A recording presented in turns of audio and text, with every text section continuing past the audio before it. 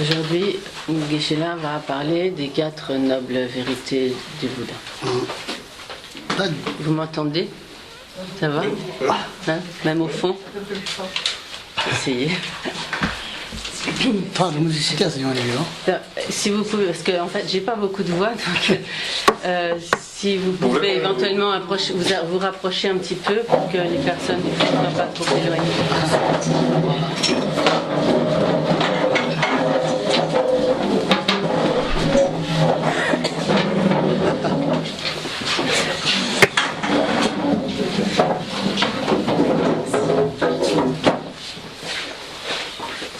Voilà. C'est parfait. Vous pouvez aussi éventuellement, les personnes qui sont au fond, vous pouvez aussi vous mettre peut-être par ici pour être un peu moins loin. Voilà. Oui. Très bien. Merci beaucoup.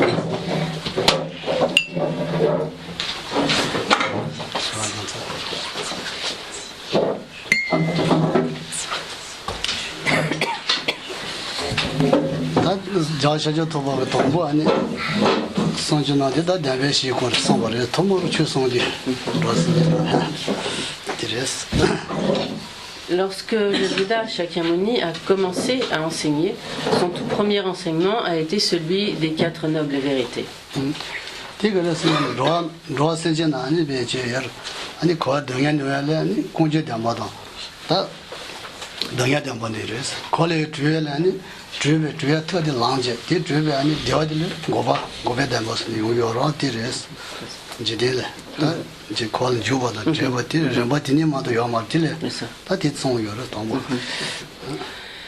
Et en donnant cet enseignement sur les 4 nobles vérités, le Bouddha a montré de quelle manière les êtres circulent ou sont comme engagés dans le processus du cycle des existences, en enseignant d'une part donc la vérité de la souffrance et d'autre part la vérité de l'origine de la souffrance, qui est donc le processus qui introducteur ou qui engage dans le cycle des existences, comme l'engrenage en quelque sorte dans le cycle des existences. Et par ailleurs, il a montré de quelle manière on se libère du cycle des existences, donc de cet engagement dans le cycle des existences, en enseignant la vérité du chemin et la vérité de la cessation.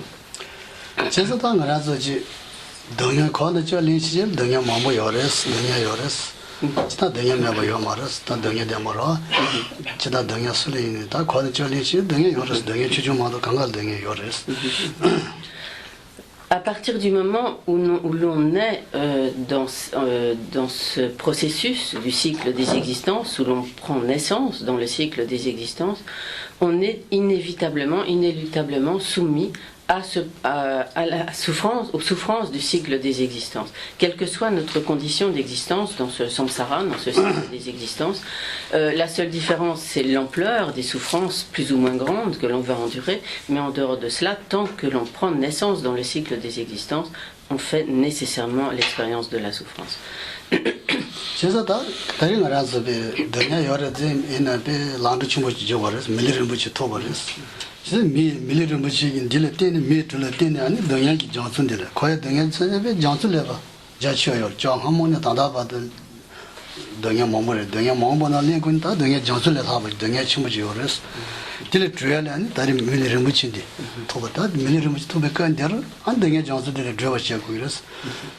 Donc, bien qu'à présent nous ne soyons pas totalement dépourvus de souffrance, que nous fassions donc l'expérience de certaines souffrances, néanmoins nous nous trouvons dans une situation exceptionnellement favorable.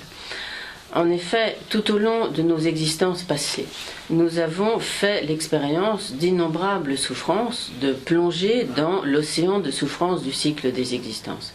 Et tant que nous demeurons dans le cycle des existences, nous continuerons à faire toutes les expériences de souffrance dans toutes les conditions d'existence de ce samsara, de ce cycle des existences.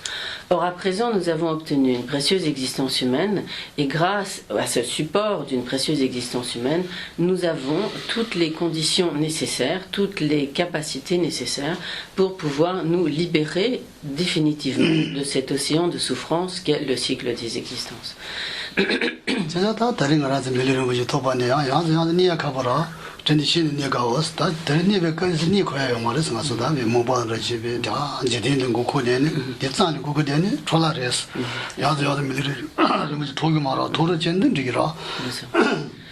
Mais cette précieuse existence humaine dont nous jouissons à présent est très difficile à obtenir.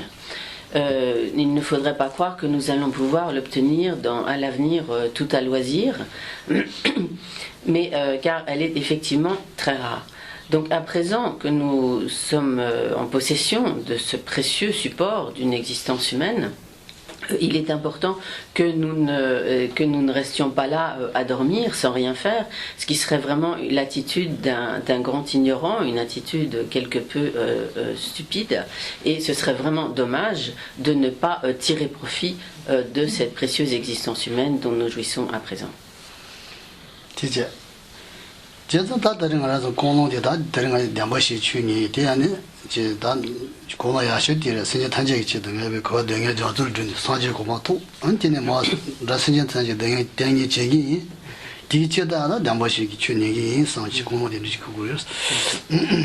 Donc la meilleure motivation que nous puissions faire apparaître en notre esprit pour écouter cet enseignement sur les 4 nobles vérités, ce serait celle de vouloir obtenir l'état de Bouddha afin de pouvoir libérer tous les êtres de cet océan de souffrance du cycle des existences et donc de leur faire atteindre la libération du cycle des existences.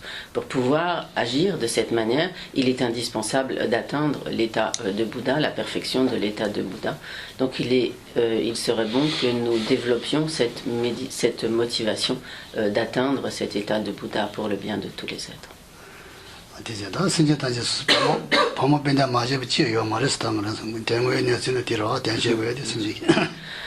En fait, la raison qui justifie comme la nécessité impérieuse d'agir pour le bien de tous les êtres, c'est que tous ces êtres ne nous sont pas étrangers. En fait, tout au long de nos existences passées, ils ont été des êtres très très proches, ils ont été nos parents, nos pères et mères, nos amis, nos enfants. Et à ce titre, il est tout à fait normal et nécessaire que nous agissions à présent pour leur bien.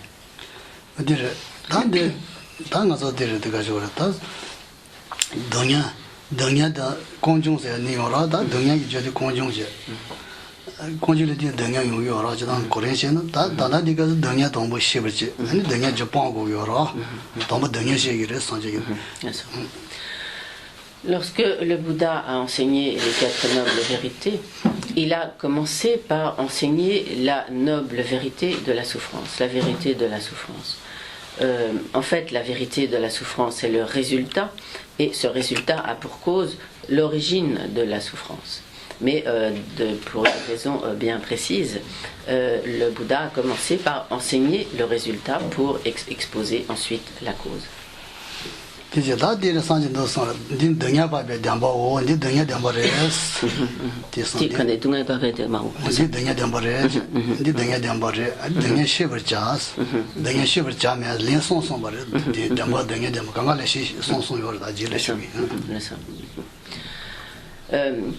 Tout d'abord, donc, le Bouddha a enseigné ces 4 nobles vérités en 3 temps. Il a tout d'abord dit, donc ceci est la noble vérité de la souffrance. Donc ici, il faudrait faire une parenthèse quant à la traduction habituelle. Donc l'usage veut que l'on traduise les 4 vérités par les 4 nobles vérités.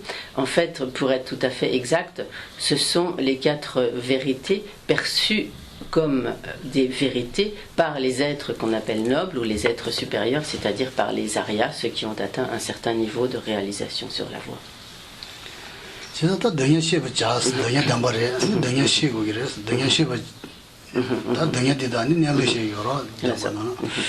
Donc dans un premier temps, le Bouddha a enseigné, donc ceci est la noble vérité de la souffrance, c'est-à-dire que, et dans un second temps, il a énoncé comme reconnaissez ou sachez, ou, disons comme connaissez la vérité de la souffrance, c'est-à-dire en quelque sorte comme reconnaissez la souffrance comme étant une vérité ou comme une vérité. 지도 당연 뭐 쇼인 지도 동야데 다 동야 고르티 뭐라서 지 동야 지어라 담도 동야 시버지 뭐라서 동야 차시차야 보시 아니 동야 주디 갈레티는 요긴도 아니 동야 주디 빵고 요라 동야 저 빵도는 아니 뭐라서 다 대용그랬어 되네 동야 다 난데다 아니 배 고바다 다 나한테 좀 공부라 대용그랬어 뭐 쇼이스 동야 고르 Donc, tout d'abord, il est indispensable de bien reconnaître ce qu'est la souffrance dans tous ses aspects, de bien identifier donc la souffrance, et ensuite de voir que cette souffrance est un résultat qui provient de causes, et de reconnaître ce que sont les causes de la souffrance. Lorsqu'on prend conscience de ce que sont les causes de la souffrance, on peut alors les éliminer, et en éliminant les causes de la souffrance, alors on peut atteindre la cessation, la totale libération du cycle des existences. 지사다 동야들다 지사진에 로르드 수술에 동야 요라다나 가서다 미 동야로 됐어 마치 대슈 아니 슈이스 Donc de manière générale, parmi les 6 catégories d'êtres, d'existence dans le samsara, dans le cycle des existences, tous les êtres, disons, chaque catégorie d'existence fait l'expérience de souffrances spécifiques qui sont propres à sa condition d'existence. Dans la mesure où nous sommes des êtres humains, à présent Geshe-la va parler plus particulièrement de ce qui est caractéristique des souffrances du monde humain. 아다들 다 쪼로버지 다 뭐 방식이 지에등이지 아니 다 지가에등 나에등 지에등 시지 디가 가셔야 다 이제 뭐 쇼이스 저라서 뭐지 상당히 페이를 등에도 시부지다 Parmi les principales souffrances de l'existence humaine, il y a les souffrances de la naissance, les souffrances de la vieillesse ou du vieillissement, les souffrances de la maladie et les souffrances de la mort. Donc Geshe-la va donner donc des explications sur ces divers types de souffrances.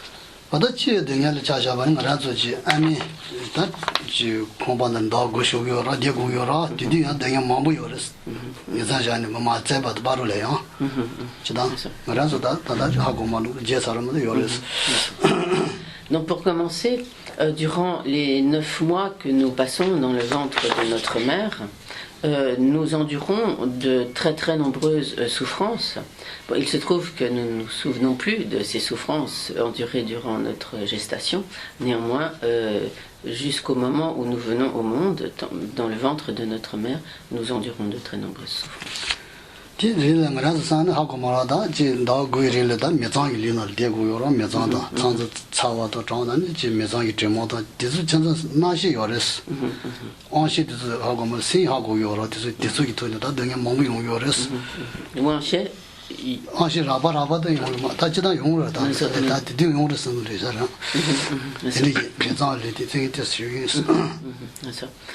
Donc en effet, lorsque nous sommes dans le ventre de notre mère, nous faisons toutes sortes d'expériences désagréables.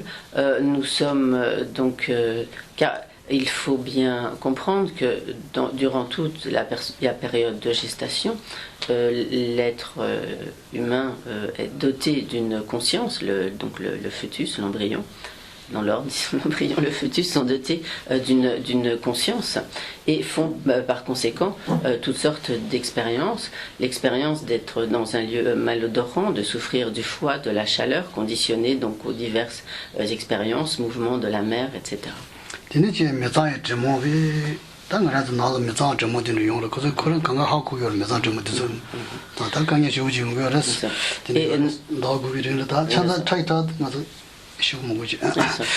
notamment donc le bébé dans le ventre de sa mère fait l'expérience de toutes sortes d'odeurs nauséabondes qui sont donc les odeurs internes de la mère.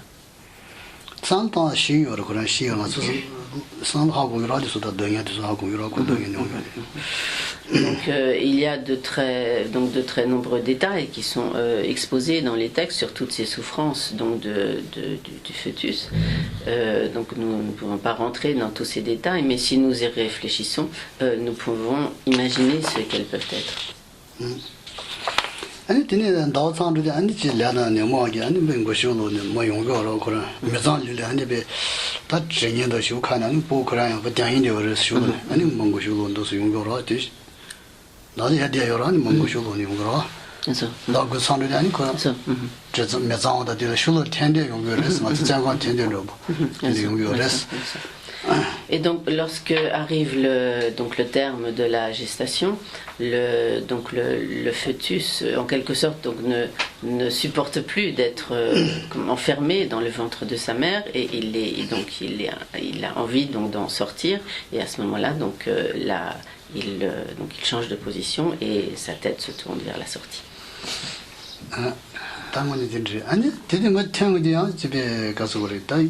이거 주중 된다는 가서 되는 준 타이버나 이게 조글에 쉬어지게 강양 요거를 조근이 자고 요마랑 가서 나게 그래서 쉬어지 나서 요거를 스코치세 근데 요거를 Et donc au moment de l'expulsion, le bébé souffre terriblement.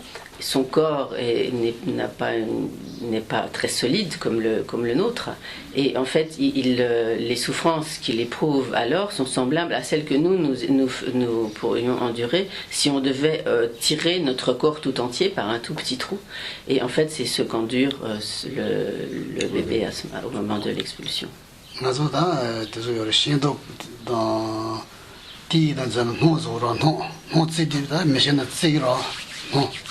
Non.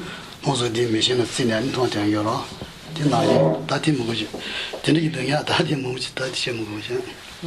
vais donner un exemple, mais que je n'ai pas compris.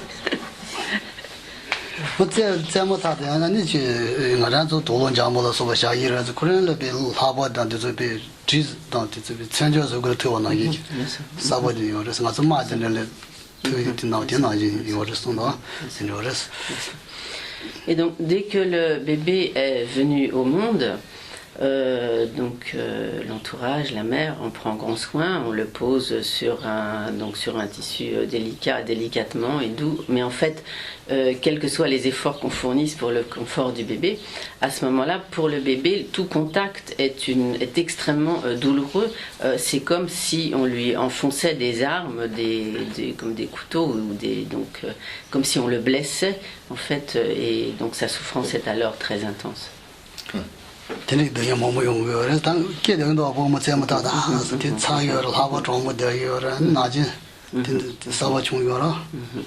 Et d'ailleurs, nous savons bien que dès l'expulsion, le bébé crie et ces cris sont révélateurs des souffrances qu'il endure.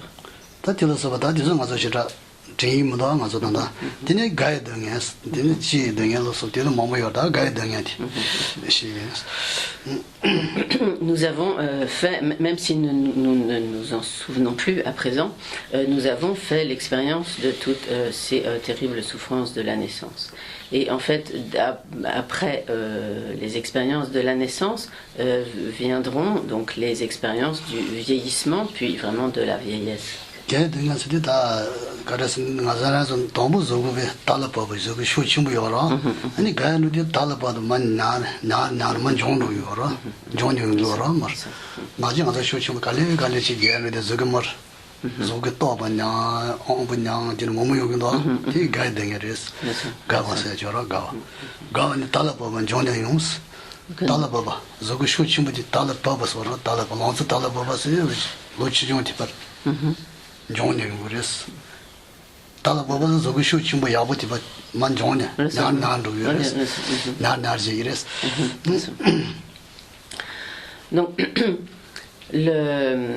Donc, lorsque nous sommes venus au monde, donc notre corps s'est développé jusqu'à l'âge adulte et jusqu'à être donc en pleine possession de toutes ses facultés.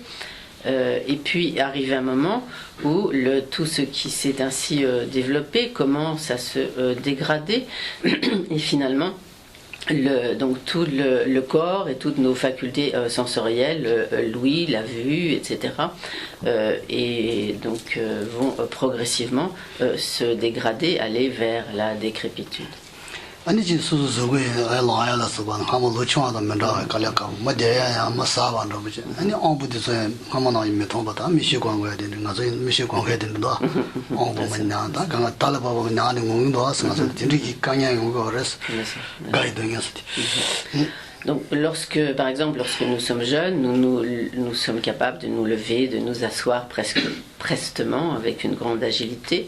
Mais lorsque vient la vieillesse, nous nous levons avec difficulté, nous nous asseyons avec difficulté, nous nous déplaçons avec difficulté. Il arrive un moment où on ne voit plus très bien, on est obligé de porter des lunettes, etc., où on n'entend plus bien. Et donc, en fait, toutes les facultés sensorielles se dégradent. 아니 그래서 모셔야 돼서 나중에 모셔도 뭐 갈아서야 돼서 대해서 뉴로지 아무도 메라 메신야다지 가서 갈아든 한번 심어야네 심으면 벌어서 봐도 다 모셔 메뉴 봐 아무나 있던데 대가서 모셔면 안 오요로 모셔도 요만.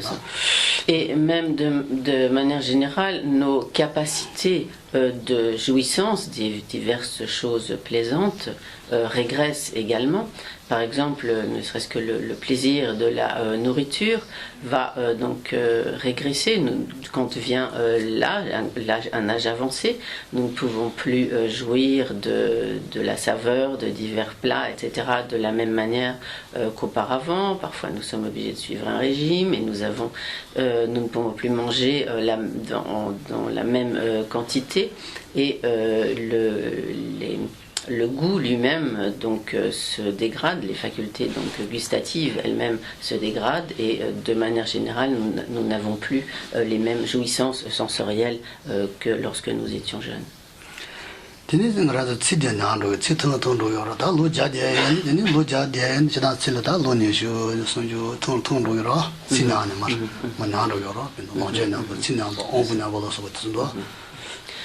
Et donc en outre, plus le temps passe, et donc plus notre perspective de longévité décroît. Et donc même si nous devons vivre jusqu'à 100 ans, le temps qui nous reste à vivre ne cesse de décroître.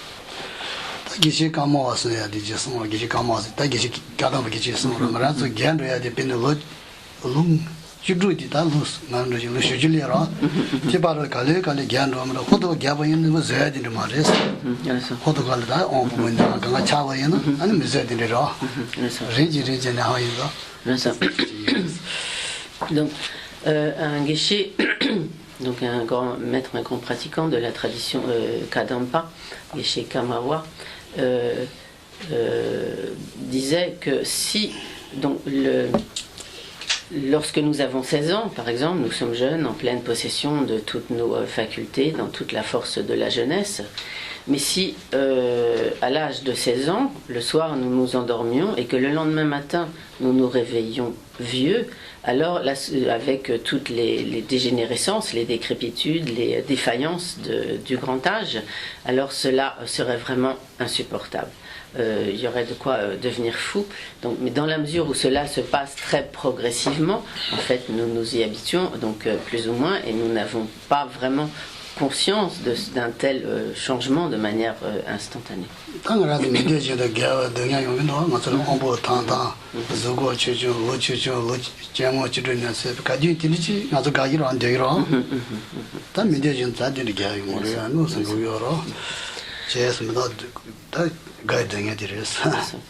Or, cette expérience des souffrances de la vieillesse, nous ne la souhaitons pas, mais elle se produit néanmoins malgré nous.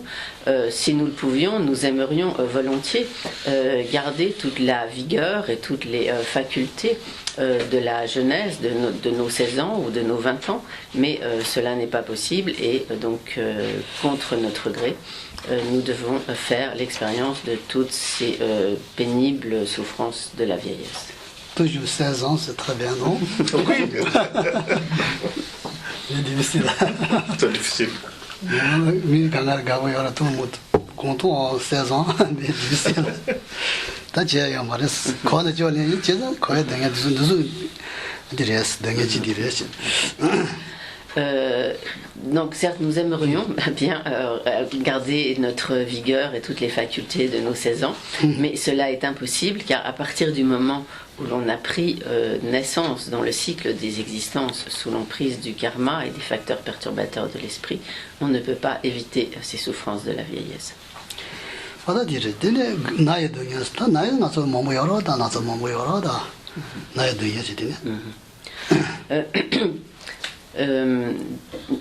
Donc nous faisons également l'expérience des souffrances de la maladie.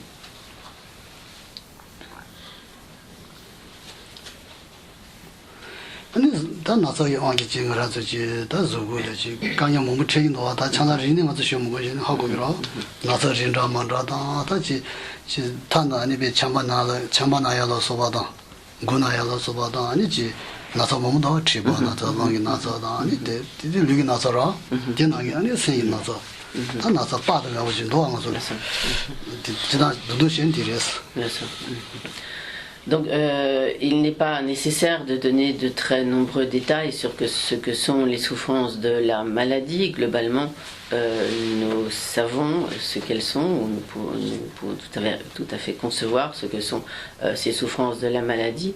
Elles sont nombreuses et diverses. Il y a toutes sortes de maladies physiques et donc ne serait-ce que par exemple avoir des migraines ou avoir mal au foie ou avoir donc toutes sortes de maladies purement physiques. Il y a également d'autres maladies qui sont davantage donc liées à des désordres mentaux, à des troubles donc comme énergétiques ou mentaux, etc. Donc nous faisons ainsi toutes sortes d'expériences douloureuses de la maladie. 아니 그래서 다 나서는 나무다 리더 시미디오에 제기라 제가 맞아니 수수 이동해지 수수 내가 칼라로서 버텨서 강가에 아니 제어하면 봐 까고야도 면제에다 나 미도자들이라 진짜 사고야 돼 가서 이거로 진짜서 봐 이거 그래서 Donc lorsqu'on est malade, alors on n'a plus aucun plaisir, on ne peut plus manger ce que l'on aimerait et au lieu de pouvoir donc avoir le plaisir de manger des choses agréables, on est obligé de prendre des médicaments qui sont parfois extrêmement mauvais et en fait on n'a plus donc aucun plaisir.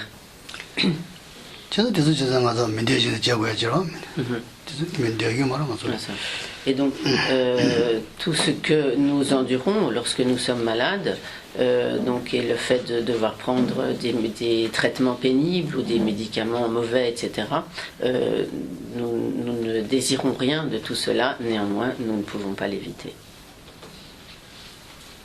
어떤 된지 차장이 되냐도 쓰고 여러 일이야 차이 되냐도 좌에 되냐도 쓰고 다들 되냐 몸도 어디서 가나 나이 되냐로 아니 생이 되냐니 뒤라 하인도 생이 나서 되서는 말아서 지나 생이 되냐 몸이 여러 나이 되냐다 생나이 여러다 되는 레나야도 생나이 여러 생이 성을 다 지금 너무 잡으시고 지금 생 지구 용무다 마디 용무다 지금 어디야 다 생이 나서레스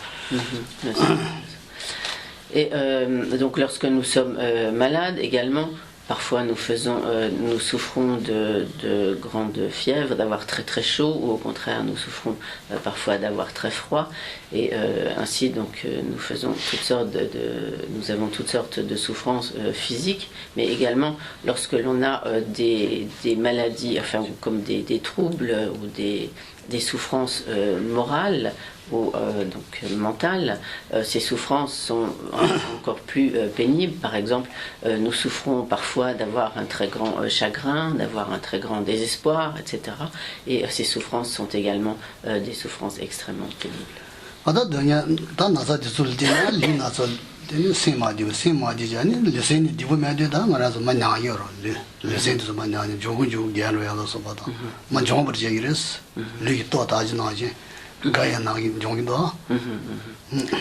Et en outre, donc, lorsque le corps est malade, très souvent, donc, cela a un impact sur le moral, sur le mental, et de ce fait, donc, le corps, comme les facultés du corps et de l'esprit, tout ensemble se dégradent, et cela accélère le vieillissement et l'apparition de la vieillesse.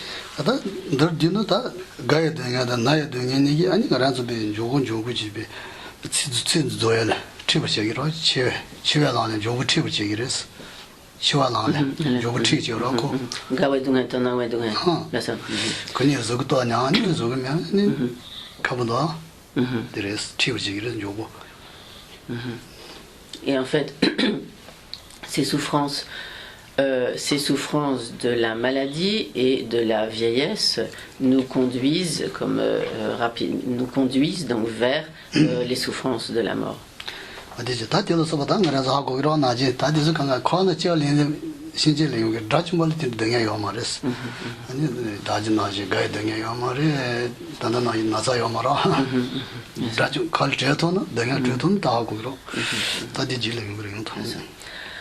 Donc, tant que nous avons pris naissance dans le cycle des existences, nous faisons inévitablement l'expérience de telles souffrances. Mais une fois que l'on s'est libéré du cycle des existences, que l'on est devenu ce que l'on appelle un arhat, c'est-à-dire un être totalement libéré du cycle des existences, alors on ne fait plus l'expérience de telles souffrances. On ne souffre pas de la maladie, on ne souffre pas de la vieillesse, etc.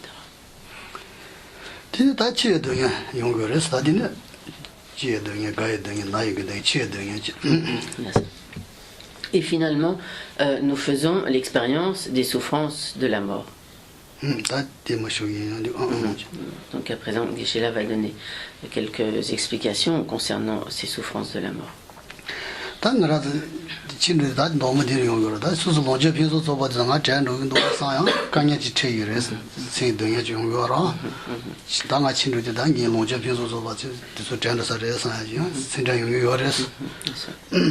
Donc lorsque vient le moment de notre mort, nous sommes très angoissés et souffrons à l'idée de devoir abandonner toutes les jouissances de cette vie, tout ce qui nous a été agréable durant cette vie.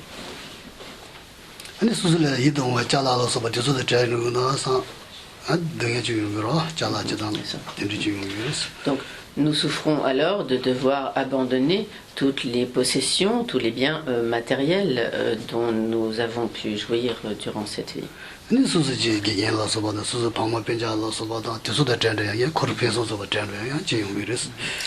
Nous souffrons également de devoir abandonner toutes les personnes de notre entourage, que ce soit donc nos parents, nos enfants, nos amis, notre conjoint, etc. Et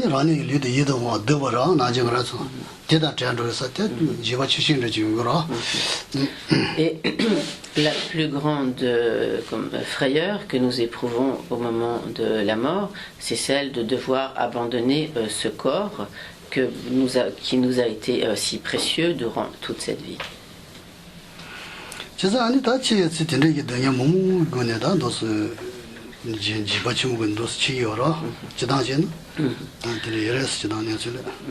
Et ainsi, de manière générale, lorsque vient le moment de la mort, nous éprouvons beaucoup de crainte et beaucoup de souffrance.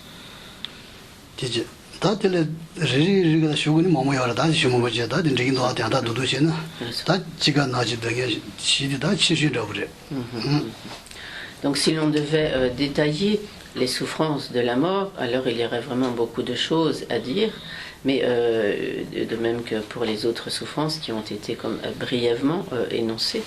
Et donc, ainsi en bref, dans notre existence humaine, nous faisons principalement l'expérience de ces 4 sortes de souffrances, donc de la naissance, de la vieillesse, de la maladie et de la mort.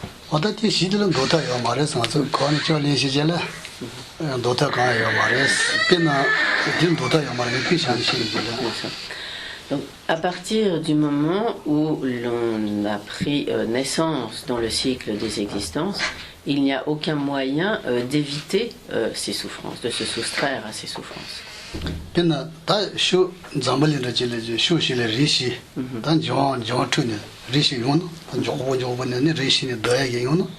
tin do ta ga ya maris ti be me ba so to maris ka to maris 사유 되어서 사유 되어서 사유 리시 좀 우시 쇼시를 리치 우시 맞아 되긴 요라 아니 리시 무슨 요나 티가도 말은 도토기 말에 타요 말레스 딘지벌 도토요 말레스 ल्या나 이때 나지 단다디 지가 나지 되게 시대 도토요 거는 전에 시절라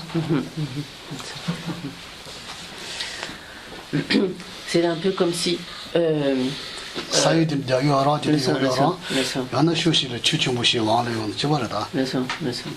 Donc c'est comme si nous nous trouvons en quelque sorte à l'épicentre d'un tremblement de terre et que par exemple à ce moment-là il n'y a rien que nous puissions faire pour en fait échapper donc au sort donc qui nous attend, ou comme si par exemple les quatre éléments, donc le feu, l'eau, le feu, l'air, la terre, pardon, donc se conjuguent comme une catastrophe naturelle épouvantable, et que par exemple toutes les montagnes se rejoignent, et si nous nous trouvons au milieu, alors il n'y a rien que nous puissions faire pour échapper à cette destinée.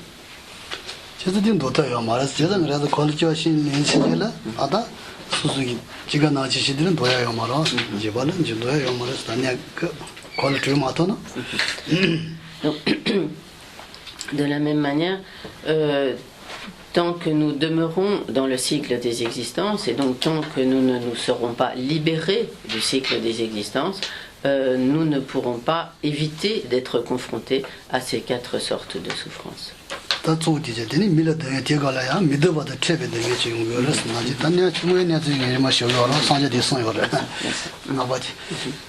Donc, une autre souffrance à laquelle les êtres humains sont confrontés, c'est celle d'être confrontés à ce qu'ils ne souhaitent pas, à ce qui leur est déplaisant. Donc tout ce qui est expliqué ici, ce ne sont pas des inventions, mais c'est la réalité de nos expériences.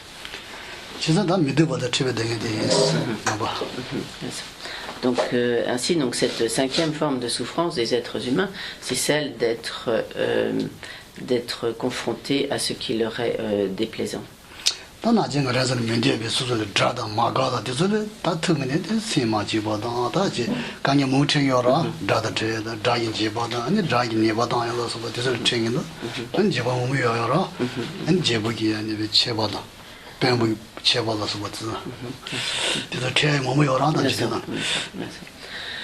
Donc nous souffrons en tant qu'être humain, effectivement, donc nous souffrons par exemple de tous les tourments que nous font subir des ennemis, donc et également ça peut être même des ennemis dans nos conflits, etc.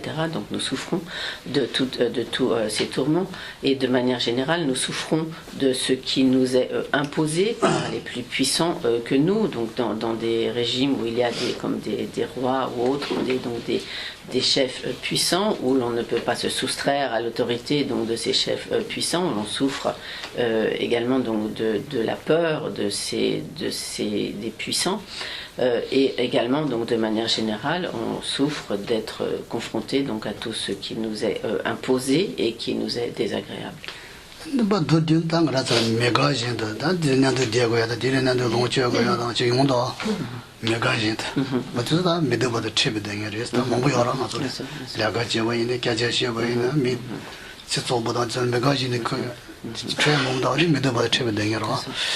Et il y a ainsi toutes sortes d'expériences déplaisantes, comme même au quotidien, que nous devons faire, auxquelles nous sommes confrontés malgré nous, ne serait-ce que d'entendre des paroles désagréables qui nous sont adressées, ou donc de rencontrer toutes sortes de situations qui nous sont hostiles, etc.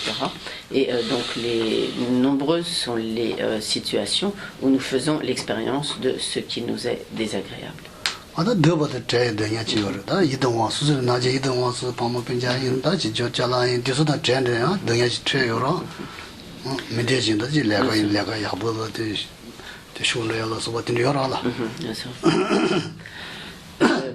la forme de souffrance suivante à laquelle les êtres humains sont également confrontés, c'est celle d'être séparés de ce qui leur est agréable ou plaisant, ou de ceux qui leur sont agréables. Il peut s'agir donc du fait de devoir être séparés des êtres que nous aimons, de nos proches. Ce peut être également donc la souffrance d'être séparé de biens, de possessions que nous affectionnons particulièrement, ou ce peut être également le fait d'être écarté de situations que nous apprécions, par exemple de perdre son travail, etc., alors que l'on apprécie le poste, le travail dans lequel on se trouve. Donc tous ces exemples illustrent le fait que nous souffrons d'être séparés de ce qui nous est agréable.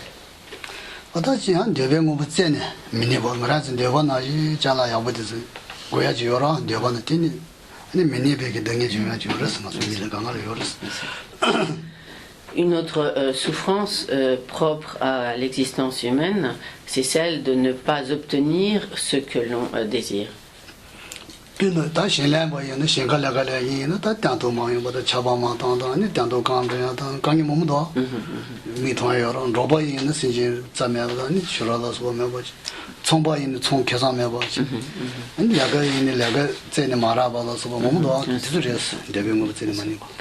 Donc les exemples de souffrance de ne pas obtenir ce que l'on désire, ce que l'on recherche, ces exemples sont innombrables.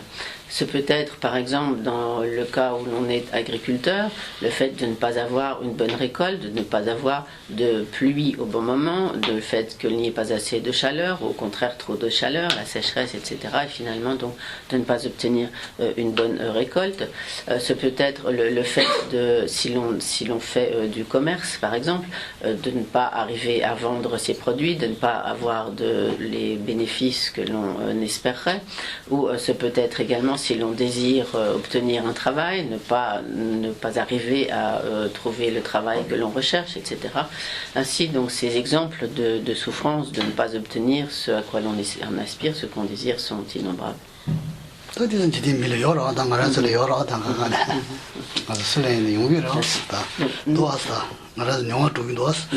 Donc nous connaissons tous ces diverses formes de souffrance par l'expérience.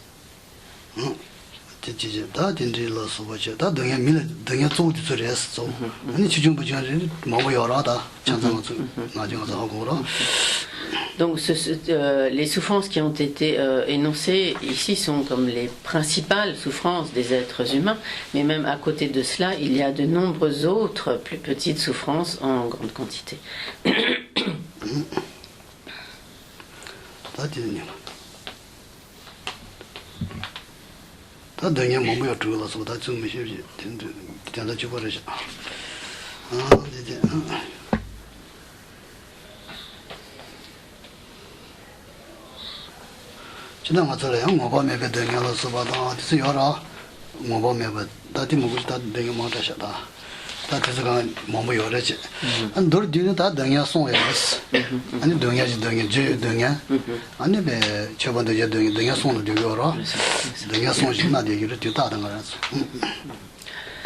Donc, mais l'ensemble des souffrances dont nous faisons l'expérience peuvent être résumées dans ce qui constitue les trois souffrances.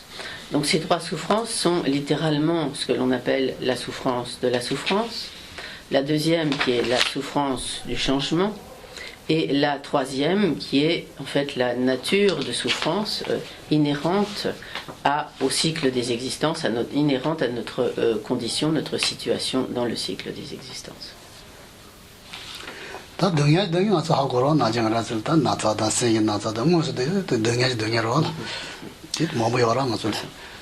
Parmi ces trois souffrances, la première, nous la connaissons très bien, la souffrance ce qui est appelé donc la souffrance de la souffrance. Ce sont en fait toutes nos souffrances manifestes, à savoir donc toutes nos souffrances physiques et les souffrances de la maladie, etc.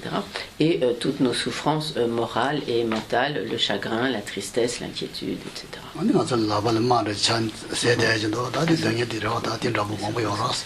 Par exemple, si nous souffrons d'une blessure, donc cela entre dans le cadre de cette souffrance, de la souffrance. Donc ce sont en fait toutes nos... disons que cette première forme de souffrance est constituée par toutes nos sensations désagréables.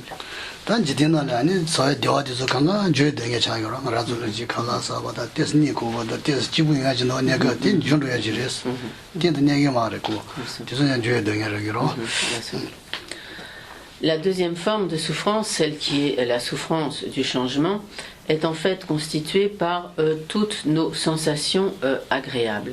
En effet, de par leur nature, ces sensations agréables n'ont pas la faculté de durer, de se prolonger, et par conséquent, elles sont souffrances du changement. Par exemple, lorsque nous apprécions le fait de... Donc nous éprouvons du plaisir à un bon repas, ou à donc diverses sensations agréables, ou par exemple à trouver de la chaleur lorsque nous avons froid, ou au contraire de la fraîcheur quand nous avons chaud. Mais toutes ces sensations agréables n'ont pas la faculté de se prolonger, et elles sont donc souffrances du changement.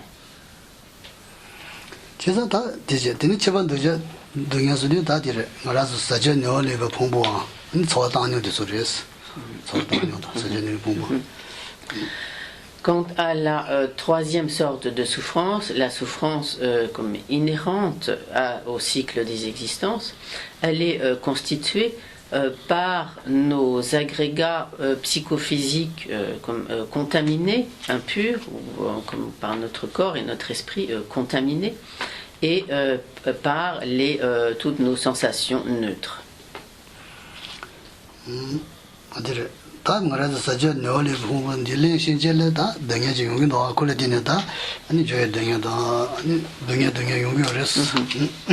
Donc en effet,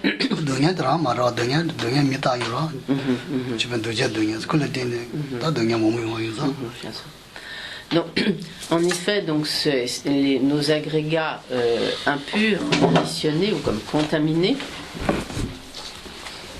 notre corps et notre esprit, donc qui sont de nature comme impurs et conditionnés dans le cycle des existences, à partir du moment où nous avons pris donc de tels agrégats, sur la base de ces agrégats, nous ne pouvons que faire l'expérience de la souffrance et de la souffrance du changement. L'expérience de ces souffrances est inévitable à partir du moment où l'on a pris ces agrégats impurs conditionnés, qui sont donc ce que l'on appelle la souffrance inhérente au cycle des existences. Donc ces agrégats ne sont pas eux-mêmes comme des expériences manifestes de souffrance, néanmoins ils sont comme de la nature de la souffrance, ils sont comme la base à partir de laquelle toutes les souffrances peuvent se manifester.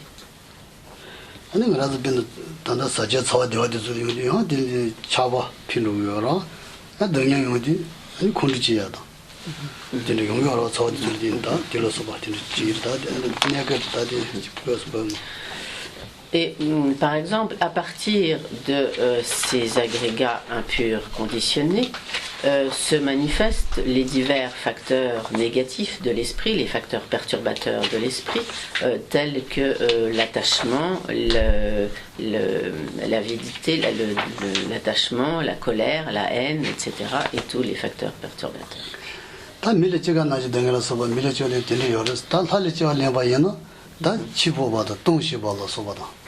Chibobadan.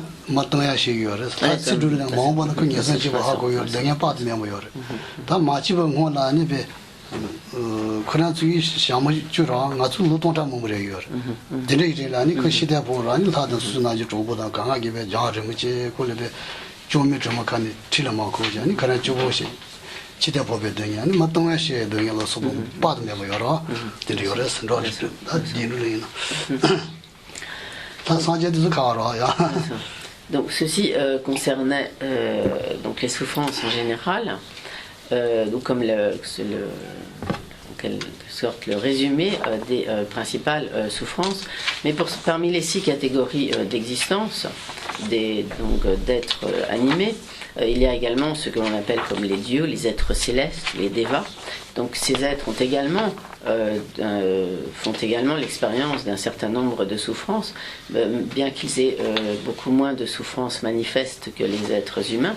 Néanmoins, leurs pires souffrances sont celles du fait de devoir prendre renaissance et le fait généralement devoir retomber dans des conditions d'existence inférieures.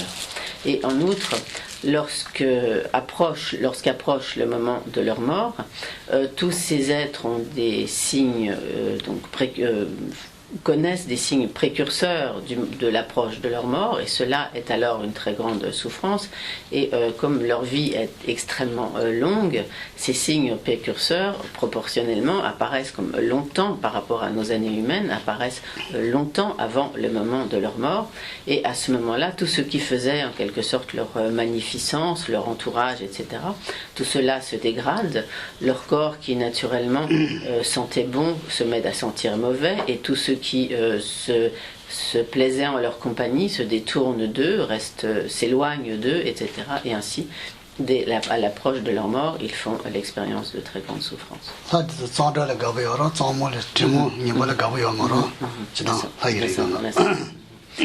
Donc, de manière générale, ces devas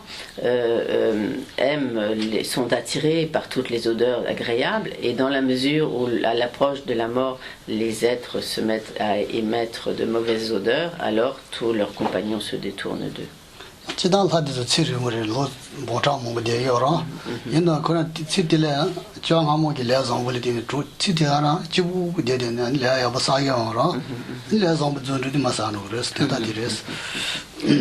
Donc, de manière générale, la vie en tant que déva, en tant qu'être céleste, ou qu'on appelle aussi les dieux, est extrêmement longue. Et pendant toute cette vie, ces devas font l'expérience de très nombreux plaisirs qui sont le résultat de karma favorables, de karma positif qu'ils avaient accumulé auparavant. Mais étant ainsi totalement distraits par tous ces plaisirs, par toutes ces jouissances tout au long de leur vie de deva, ils n'accumulent aucun nouveau bon karma, et de ce fait, lorsque leur vie de deva, de Dieu, prend fin, ils vont sombrer dans des états d'existence inférieure.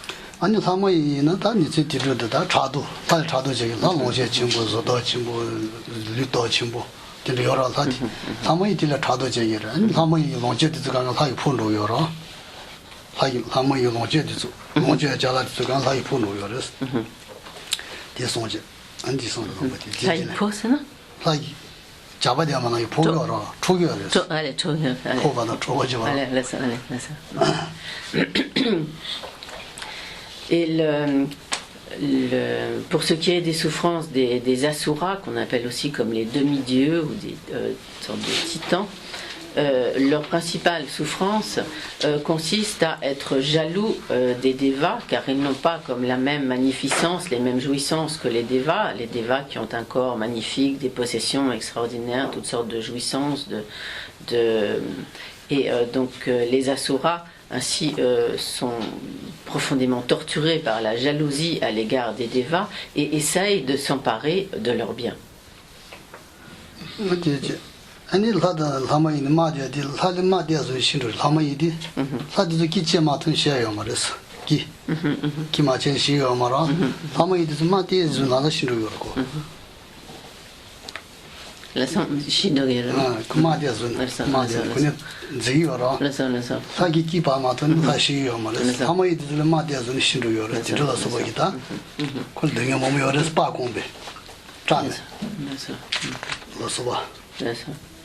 Et donc, ainsi les asuras comme entrent en conflit, entrent en guerre avec les devas, et en fait ils se trouvent en situation bien inférieure à celle des devas, car ils sont beaucoup plus fragiles. Par exemple, pour que les devas meurent, il faut vraiment que leur tête soit tranchée, alors que pour les asuras, ces demi-dieux, il suffit d'une d'une petite blessure pour que cette blessure devienne mortelle. Et de ce fait, donc, ils sont quasiment toujours perdants dans leur combat avec les Devas.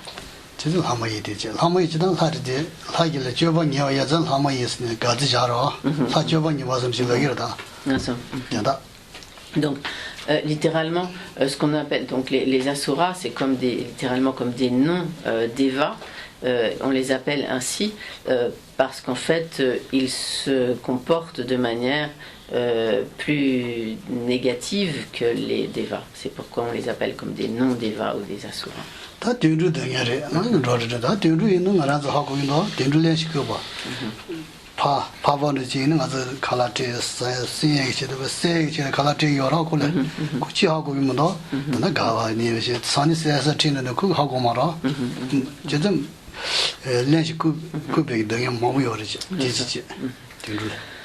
Pour ce qui est ensuite des souffrances des animaux, la principale souffrance animale, c'est celle d'être ignorant, d'être